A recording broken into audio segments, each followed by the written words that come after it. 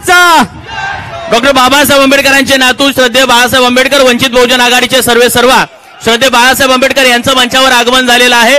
भिवंडी लोकसभेचे अपक्ष उमेदवार सन्माननीय निलेशजी सांबरे साहेब यांच्या प्रचारार्थ बाळासाहेब या ठिकाणी उपस्थित आहेत। आपण जोरदार टाळ्यांनी बाळासाहेबांचं स्वागत करूयात। सर्वांनी जोरदार टाळ्या वाजवायच्या आहेत।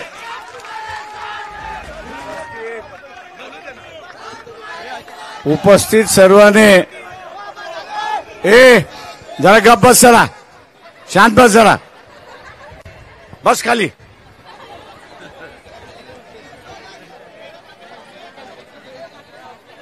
उपस्थित सर्व बंधूंनो आणि भगिनींनो, ट्रॅफिक मध्ये असताना 1.5 तास आमचा गेला, त्याच्यामुळे यायला उशीर झाला।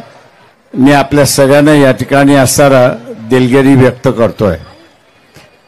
माझ्याकडे फक्त असताना 5 मिनिटं आहेत अशी परिस्थिती आहे आणि या 5 मिनिटांनंतर निवडणुकीचा प्रचार थांबणार आहे आणि 20 तारखेला असताना आपल्याला आमदार खासदार या ठिकाणी निवडायचा आहे।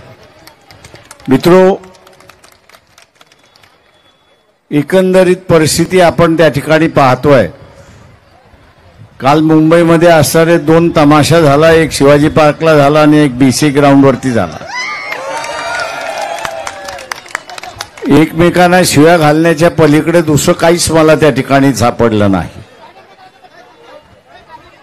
पुढच्या 5 वर्षामध्ये आम्ही काय करणार त्याचा कुठलाही कार्यक्रम नाही अशी असणारी परिस्थिती आहे। बेरोजगारी वाढते, त्याच्याबद्दल काही नाही। या ठिकाणी सगळ्यात महत्त्वाचं म्हणजे पंतप्रधानाचं कार्यालय जे मानवतेचं कार्यालय असलं पाहिजे, हे मानवतेचं कार्यालय न राहता हे वसुलीचं कार्यालय लागले हे आपण असं लक्षात घ्या। आणि या वसुलीमुळे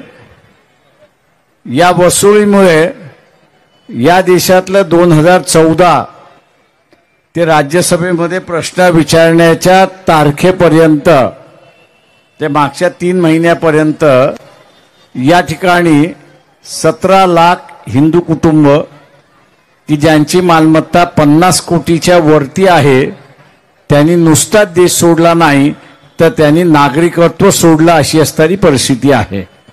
मित्रो, एका बाजूला हिंदू राज्य करायला निघालेलं सरकार, आणि दुसऱ्या बाजूला आपल्याला असणारं दिसतंय की या ठिकाणी ज्याला म्हणता येईल की हिंदूंनाच देशाच्या बाहेर घालवण्याचं राजकारण त्या ठिकाणी चाललं। त्याच्यातले काही जण माझ्या ओळखीचे होते आणि म्हणून त्यांना असताना विचारलं की आपण देश सोडला हे मी समजू शकतो, पण नागरिकत्व का सोडलं? त्यांनी असं म्हटलं की नागरिकत्व सोडलं याचं कारण आम्हाला भारतीय कायद्यातून बाहेर पडायचं होतं। तर म्हटलं तुम्हाला भारतीय कायद्यातून का बाहेर पडायचं होतं? तर ते म्हटले हे सरकार वसुलीचं सरकार आहे, ईडी वापरते, सीबीआय वापरते, जीएसटी वापरते, इन्कम टॅक्स वापरते। आम्ही कमवलेली इज्जत ही मातीमध्ये मिळण्याच्या ऐवजी आणि आपलं सगळं बर्बाद होण्याच्या अगोदर आपण नागरिकत्व सोडा, आणि त्यांनी नागरिकत्व सोडलं अशी परिस्थिती आहे। मित्रो, तुम्हाला पंतप्रधान हा असणारा मानवतेचा पंतप्रधान पाहिजे की वसुली करणारा पंतप्रधान पाहिजे, हे तुम्हाला आता ठरवण्याची वेळ आली आहे असं मी आव्हान या ठिकाणी असणारा करतोय। दुसऱ्या बाजूस इथे सगळ्यात महत्त्वाचं जे आहे, आणि मुस्लिम महिला मला अधिक दिसतात आहे, त्याच्यामुळे असताना मी या ठिकाणी आपल्याला आवाहन करतोय की शरद पवार असेल किंवा उद्धव ठाकरे असतील, हे दोघंही इलेक्शन नंतर भारतीय जनता पक्षाबरोबर गेल्याशिवाय राहणार नाही हे आपण असणारा लक्षात घ्या। दोघांच्या चौकशा चाललेल्या आहेत आणि दोघांच्या चौकशा चालल्या असल्यामुळे यांना पर्याय राहिलेला नाही अशी परिस्थिती आहे। आणि मग उद्या एनआरसी असेल, सीए असेल, हिजाब असेल किंवा औरंगजेबचा मुद्दा असेल, एनसीपीचा निवडून दिलेला खासदार त्या सभागृहामध्ये बोलणार आहे का? तर अजिबात नाही. हिंदीमध्ये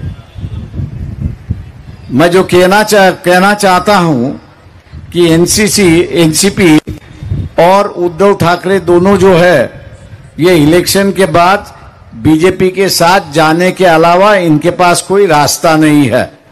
इनकी इंक्वायरी चली है और ये इंक्वायरी से बचने के लिए ये बीजेपी के पास जाएंगे, ऐसी एक परिस्थिति है.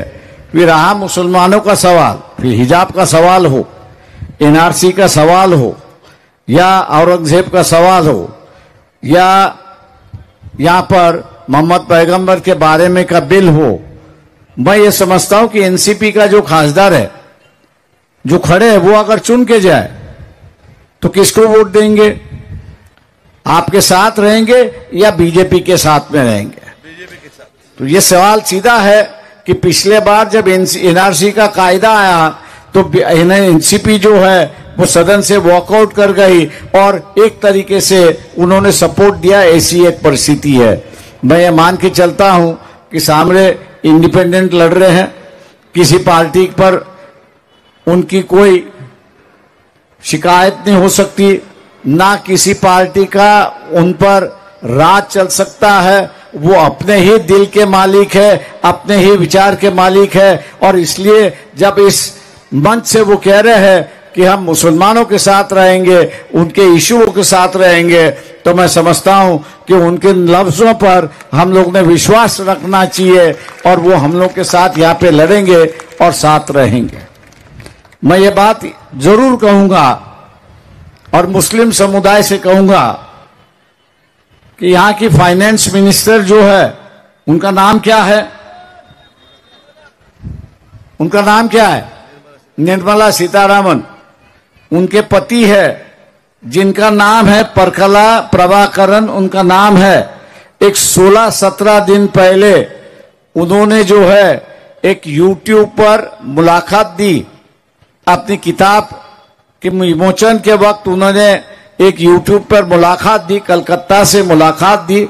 और उस कलकत्ता के मुलाकात में, यूट्यूब के मुलाकात में उन्होंने खास करके मुस्लिम समुदाय को आगाह करने की कोशिश की.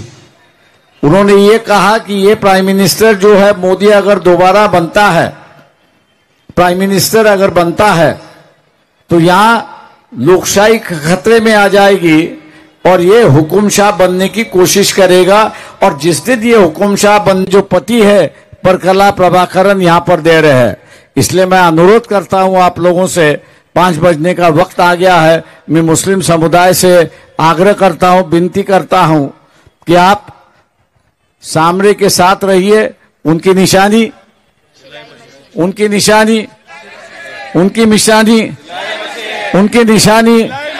क्या सिलाई मशीन के सामने का बटन दबाकर आप उनको भारी वोटों से जिताइए.